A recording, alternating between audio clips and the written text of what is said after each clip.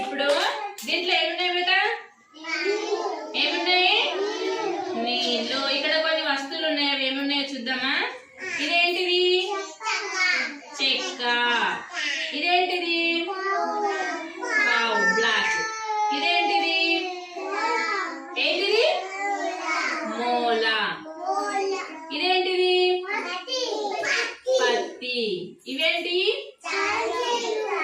ఇవేంటి? పూస. ఇదేంటిది?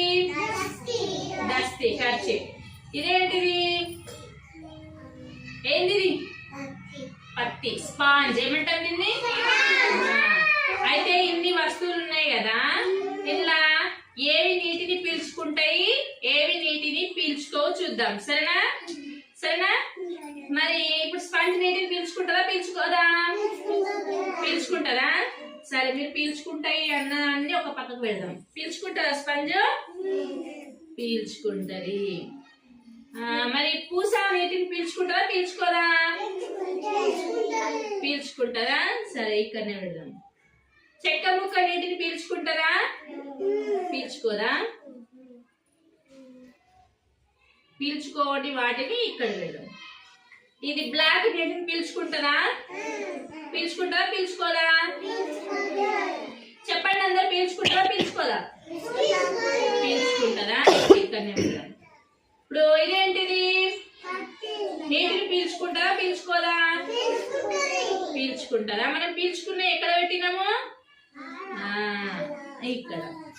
ఇది ఏంటిది? ఇది ఇది నీటిని పీల్చుకుంటారా, పీల్చుకోదా? పీల్చుకోదా? ఎక్కడ పెట్టాలి? ఇక్కడ. ఇప్పుడు ఈ కర్చీఫ్ నీటిని పీల్చుకుంటారా, పీల్చుకోదా? స్నేహ సిట్ రైట్. పీల్చుకుంటారా? సరే, పీల్చుకున్నది ఇక్కడ పెట్టినాం కదా. ఇప్పుడు మనం నీటిలో వేసి చూద్దాము, ఏవి నీటిని పీల్చుకుంటా, ఏవి నీటిని పీల్చుకోవో చూద్దాం. సరేనా? ఇప్పుడు ఈ పూస నీటిని పీల్చుకుంటుంది అని చెప్పారు కదా, దీంట్లో వేస్తున్నా, చూద్దాం నీటిని పీల్చుకుంటుందా లేదా. చూడండి, నీళ్లు విండి చూద్దాం, పూసలోంచి నీళ్ళు వస్తాయేమో.